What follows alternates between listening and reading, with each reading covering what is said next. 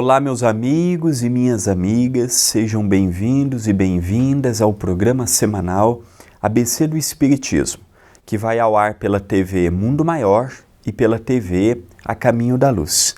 O programa é apresentado por mim, André Luiz Querini Vilar. É uma alegria imensa estarmos juntos estudando, ora, o Livro dos Espíritos, ora, o Evangelho segundo o Espiritismo. E hoje veremos uma página de O Evangelho segundo o Espiritismo. Uma página que não é novidade para ninguém. Uma página que está no meio cristão há 2000 anos para as nossas meditações. E, naturalmente, nós vamos tirando as nossas próprias conclusões. Nós vamos tirando o nosso próprio raciocínio a respeito dos ensinos de Jesus. Estou falando a respeito da porta estreita. Então hoje veremos, no primeiro bloco, as duas partes bíblicas e no segundo momento nós veremos os comentários de Allan Kardec em torno da porta estreita. Vamos começar com a leitura? Entrai pela porta estreita, porque larga é a porta, e espaçoso o caminho que leva à perdição, e muitos são os que entram por ela, que estreita é a porta, e que apertado o caminho que leva para a vida, e quão poucos são os que acertam com ela. Mateus capítulo 7, versículos de 13 a 14. A porta estreita, ela tem uma significação para o cristianismo. Quando Jesus nos fala de porta, nós também podemos fazer alusão a caminhos. Os caminhos são muitos. Aqueles pavimentados, seguros, autoestradas com acostamentos, e aqueles caminhos perigosos, tortuosos, emburacados, sem um acostamento, sem uma sinalização. A este respeito, Jesus nos ensina que quando passamos pela via dos encarnados, são poucos os que conseguem verdadeiramente passar por essa porta estreita. Por muitos fatores. Seja pelo nosso passado muito presente na atualidade, por meio do orgulho, do egoísmo, do predomínio do meu eu, seja pela maneira de eu ver o mundo e pelos pré-conceitos que eu trago de séculos a fio, de milênios a fio, e ninguém muda de um dia para o outro, seja pelas dificuldades que a vida foi nos contornando e às vezes fomos nos fechando, e aquilo cristalizou dentro de nós. Muitos são os caminhos que nos levam a nos perdermos.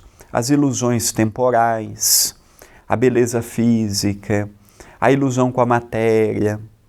Reencarnarmos para nós que ainda não temos total domínio das sensações, das emoções, ainda precisa ser redobrada, triplicada a vigilância.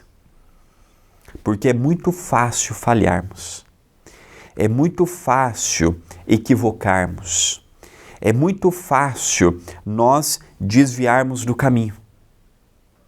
Quando vemos, quando pensamos, quando agimos, nossa, não precisava ter ido por aí.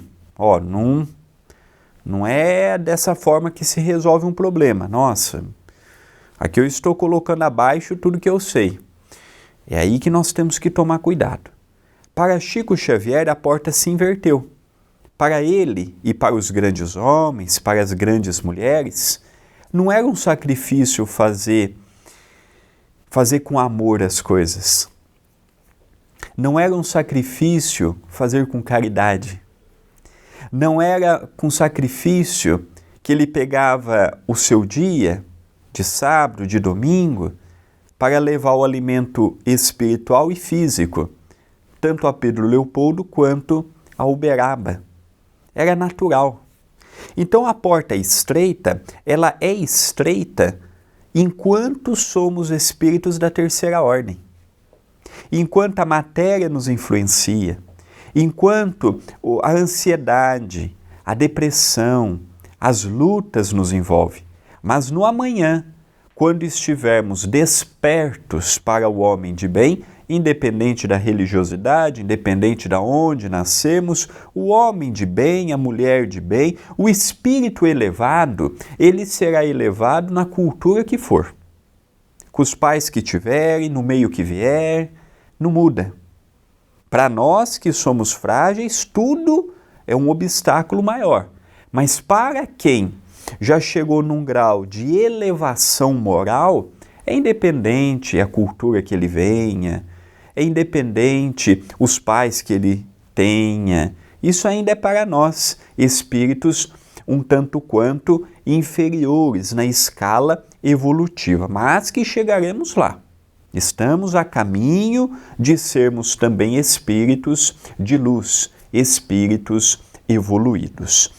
Continuo agora numa outra passagem bíblica que eu faço questão de lermos também para interpretarmos ainda neste momento do nosso programa. E perguntando-lhe alguém: Senhor, são poucos então os que se salvam? E ele lhes disse: porfiai por entrar pela porta estreita, porque vos digo que muitos procurarão entrar e não o poderão. E quando o pai de família tiver entrado e fechado a porta, vós estareis de fora, e começareis a bater a porta, dizendo: abre-nos, Senhor. E ele vos responderá dizendo: não sei de onde sois. Então começareis a dizer: nós somos aqueles que em tua presença comemos e bebemos, a quem ensinaste nas nossas praças. E ele vos responderá: não sei de onde sois. Apartai-vos de mim, todos os que obrais a iniquidade. Ali será o choro e o ranger de dentes, quando virdes que Abraão, Isaque e Jacó e todos os profetas estão no reino de Deus, e que vós ficais fora dele, excluídos. E virão do Oriente e do Ocidente, e do setentrião e do meio-dia, muitos que se assentarão à mesa do reino de Deus. E então os que são últimos serão os primeiros, e os que são os primeiros serão os últimos. Lucas capítulo 12, versículos de 23 a 30. Aqui, neste momento, nós podemos exprimir muitas ideias. As ideias borbulham na nossa mente, mediante a este quadro que Jesus nos apresentou. Jesus nos mostrou a face de um trabalho renovador.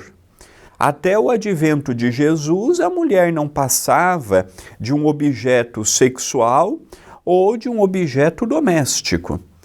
O escravo não tinha outra significância que não fosse o trabalho. Morria um, comprava-se outro. Não tinha-se, apesar dos hebreus já terem a ideia de um único Deus, foi a primeira grande raça a cultuar e a divulgar o monoteísmo, a ideia de um único Deus, era muito vago, a lei de Moisés era muito dura, olho por olho, dente por dente, ainda viviam sobre o rigorismo do falso moralismo. E Jesus não. Jesus, ele na sua época, ele reinventou o significado da mulher, o papel do homem, o papel da família. E aqui ele nos mostra que está em nossas mãos, porfiai, entrar na porta estreita ou não. Está em nossas mãos. Quando eu acordo pela manhã e eu vou para o meu trabalho, ninguém escolhe por mim como eu tratarei o meu chefe ou o meu funcionário. Quando eu vou para um centro espírita, ninguém escolhe por mim se o passe que eu estarei aplicando está carregado de amor ou não. Quando eu estou numa ceia familiar, num domingo ou num dia festivo, e eu vou entrar num assunto polêmico como religião, política, futebol, está em minhas mãos. Se eu vou falar algo que poderá ferir alguém ou não. Nós não podemos mais ser ingênuos ou passar aquela ingenuidade alheia. Eu não sabia, eu não queria, não era a minha intenção. Já há um dito que nos assevera que de boa intenção o inferno está cheio. Quantos políticos de boa intenção não roubam? Quantos empresários de boa intenção não roubam? Quantos funcionários de boa intenção não roubam? Quantos irmãos de boa intenção não roubam o outro irmão? Ué, de boa intenção, o inferno está cheio. Nós não precisamos de boas intenções, nós precisamos idealizar as intenções. E se elas serão boas ou menos boas, dependerá da nossa forma de agir. Então ninguém aponta para mim e fala assim, você tem que fazer isso, você tem que fazer aquilo. É cômodo nos escondermos, mas eu sou assim porque a pessoa que está do meu lado é assim também. Então se é assim eu vou fazer assim. Não, eu tenho que ser melhor do que a pessoa do meu lado. Pode ser que a pessoa do meu lado não está tendo a visão que eu tenho, não está tendo a oportunidade que eu estou tendo. Não pode cobrar do próximo, tem que cobrar de si. Então Jesus falou, a salvação, vejamos bem, não é a salvação do mundo, não é a salvação do outro. A única pessoa que pode se salvar é você de você mesmo. Salvar do mundo? Vou salvar você do mundo? Não, uma visão errada. É salvar você de você. Mudando os princípios, mudando o comportamento, mudando a forma de gerenciar as próprias escolhas. Paulo já não nos diz, tudo vos é lícito, mas nem tudo vos convém. Eu posso tudo. Eu sou um espírito livre. Eu sou um espírito filho de Deus. Eu sou um espírito que tenho a liberdade de fazer o que eu quero. E hoje a doutrina dos espíritos me ensinam claramente que para cada árvore plantada colherá-se o fruto daquela árvore.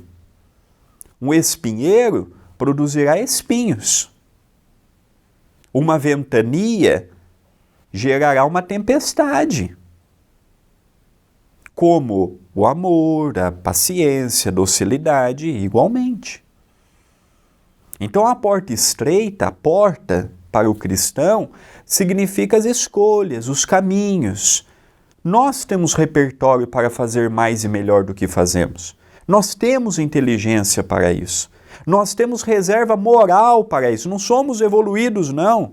Mas já temos condições de ter mais paciência, mais fraternidade, mais amorosidade, mais se colocar no lugar do próximo. É um assunto palpitante, mas o nosso tempo, ele já deu. Então nós vamos parando aqui para o intervalo, para os amigos da TV Mundo Maior, e vamos continuando com os amigos da TV Caminho da Luz. Voltamos para os amigos da TV Mundo Maior e continuamos com os amigos da TV Caminho da Luz. Vimos duas passagens de Jesus que Allan Kardec colocou no capítulo 18º, muitos os chamados e poucos os escolhidos. Agora nós vamos ver o item 5, que é composto por 3 parágrafos, em que Allan Kardec comenta as duas mensagens que eu li há pouco. Diz o codificador: a porta da perdição é larga, porque as más paixões são numerosas, e o caminho do mal é o mais frequentado. A da salvação é estreita, porque o homem que deseja transpô-la deve fazer grandes esforços para vencer as suas más tendências. E poucos se resignam a isso. Completa-se a máxima, muitos os chamados e poucos os escolhidos. Chamados para o bem, todos nós fomos e somos. Quando eu acordo pela manhã, eu tenho um dia em branco. Como o meu dia será, é as linhas que eu escrevi na página em branco. Eu tenho dor, eu tenho duas escolhas. Eu vou dominar a dor ou a dor vai me dominar? Se eu dominar a dor, eu vou deixar de estar angustiado, eu vou deixar de estar deprimido, eu vou deixar de pensar nela, eu vou deixar ela de lado. Vou tomar remédio e às vezes o remédio pode não fazer a eficácia necessária, eu vou continuar sentindo dor, mas eu vou deixar ela de lado. Ou a dor vai me dominar, vou ficar rabugento, ranzinza, descontando na esposa, no trabalho, no templo de oração, na escola, na pessoa que está andando na rua, passeando com o cachorro, porque a minha dor está falando mais alto. Quando eu estou numa tarefa profissional, não há unanimidade. E é muito natural que eu discorde do meu chefe, que eu discorde do meu funcionário. Eu tenho duas escolhas. Se eu estou numa posição de mandar, ter o jogo de cintura, pera lá, vamos também ouvir, será que o outro lado não está melhor do que minha opinião? Se tiver, não é melhor ter humildade e reconhecer que aquela opinião é melhor do que a que eu estou tendo? Se é um funcionário e a pessoa é intransigente, eu quero assim, pera lá, ali eu estou para executar, se a pessoa quer, não está pagando, então eu vou executar, não está dentro do que eu combinei para executar? A pessoa quer, para mim está torto, mas para a pessoa não estava a fazer torto. Ué, o torto às vezes está no meu olho, não está no dela. O bonito é relativo. O bonito, o belo, olha, para mim ficou bom assim, para o outro não ficou. E quando você está em sociedade, sempre precisará de uma pessoa que fale assim, vai ser assim, mesmo que desagrade a mim ou a outra pessoa. Não tem como agradar todo mundo. Não tem como, olha, eu vou ser o bonzão aqui e eu vou ser aquele cara que vai estar... Não tem. Na sociedade, alguém vai falar o não para nós. Alguém vai nos apontar, tá errado. Alguém vai nos falar, cuidado. É da vida. É da vida. E aí eu posso levar, eu tive problema no trabalho, eu dei uma ideia, não fui ouvido, e aí eu fico aumentando, né? Eu não sou reconhecido, o que eu ganho é pouco perto do que eu faço, eu não estou contente. E nós vamos aumentando, vamos aumentando, vamos aumentando. E daqui a pouco eu vivo em função de aumentar o que eu criei. Ou no casamento, nossa, minha esposa há 1 ano atrás não era desse jeito. Cadê aquela mulher compreensiva, carinhosa, fraterna? Ou a mulher falando do marido, cadê aquele companheiro? Hoje está sempre impaciente, hoje está sempre nervoso, hoje está sempre agitado, tá difícil lidar com ele. Então nós temos que ir vendo que a página é em branco. Que no nosso dia teremos problemas? Teremos. Porque eu lido com muitas coisas em forma de problema.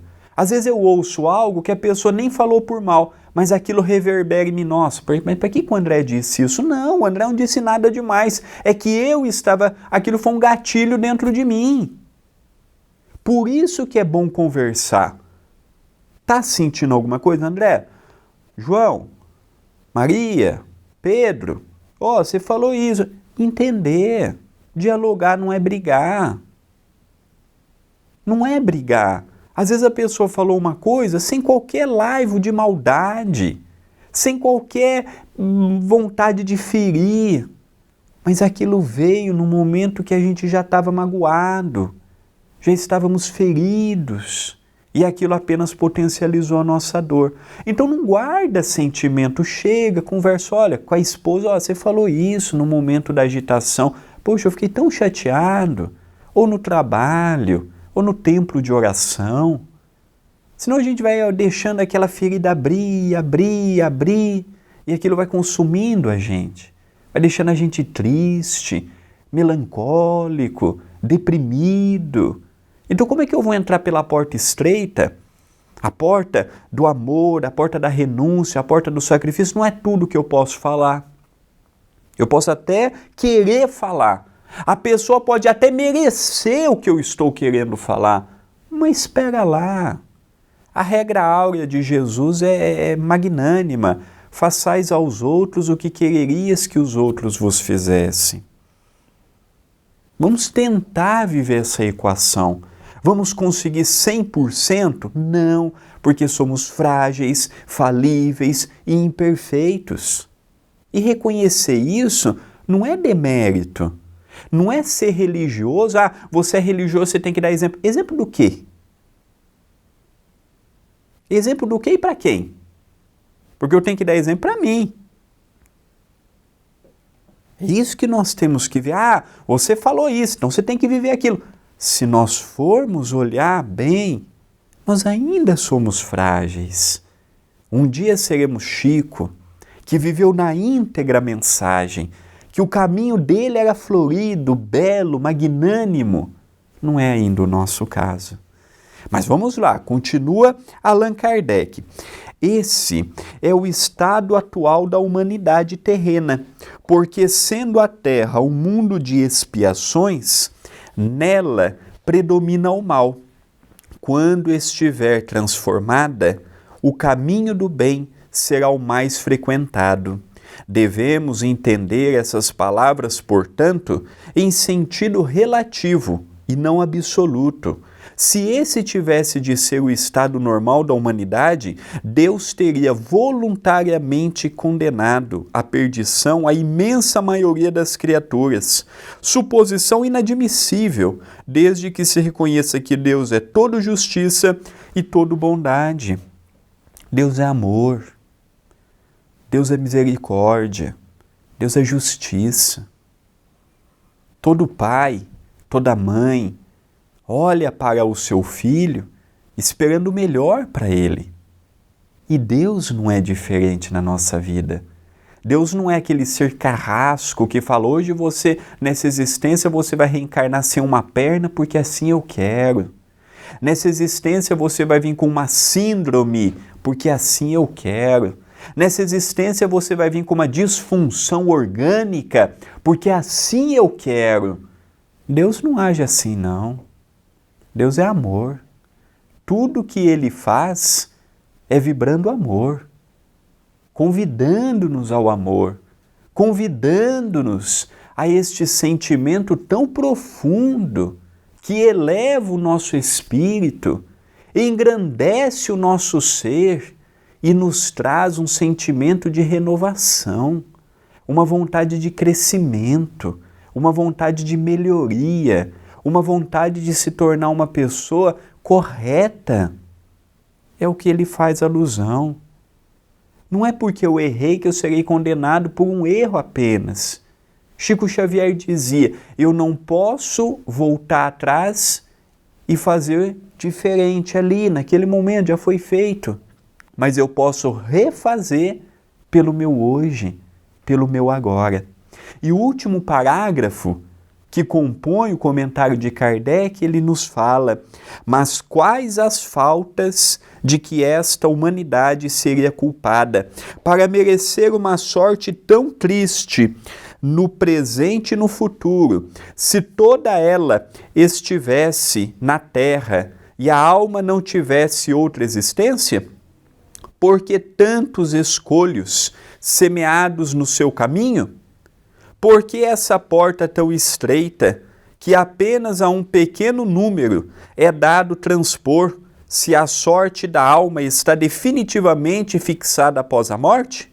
É assim que, com a unicidade da existência, estamos incessantemente em contradição com nós mesmos e com a justiça de Deus, com a anterioridade da alma e a pluralidade dos mundos. O horizonte se alarga, iluminam-se os pontos mais obscuros da fé, o presente e o futuro se mostram solidários com o passado, e somente assim podemos compreender toda a profundidade, toda a verdade e toda a sabedoria das máximas do Cristo. O tempo vai nos dando essa experiência. Deus leva muitas coisas em conta, principalmente o nosso arrependimento e a nossa vontade de fazer diferente. Todos os dias nós abrimos uma porta que vamos percorrer. Todos os dias nós alimentamos os nossos pensamentos com conversas, com desejos, com sensações, com emanações. E hoje, o Espiritismo nos abre a nossa cabeça para uma realidade que não tínhamos. Vemos hoje o mundo espiritual, as leis divinas, a compreensão de tudo que está ao nosso lado, muito diferente da forma que nós víamos. Hoje compreendemos Jesus como um mestre amoroso, que veio com a lei de amor, que veio com a lei de caridade, que veio nos mostrar as escolhas que nós temos.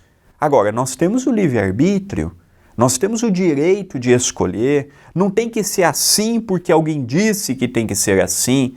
Eu não tenho que fazer porque Jesus disse que eu tenho que fazer. No Espiritismo não se obriga a nada e não se proíbe a nada. O Espiritismo nos esclarece e passa para as nossas mãos a responsabilidade de nossas escolhas e as repercussões que elas gerará para nós e para o meio em que vivemos. Amigos e amigas, estamos encerrando mais um programa ABC do Espiritismo, em que eu agradeço muito a TV Mundo Maior, a TV A Caminho da Luz, os bons espíritos que estão comigo em mais um dia de gravação, bem como a todos que têm feito comigo e com o meu pai, que ainda não retornou às gravações, fazer com que este programa chegue a mais e mais corações. Que esta interpretação simples e humilde do Evangelho possa ter gerado reflexões. Esse é o objetivo. Singelas palavras de minha parte, imperfeitas palavras de minha parte, mas procurando, mesmo que limitadamente, trazermos Jesus para a nossa vida. Votos de paz e luz e até o próximo programa.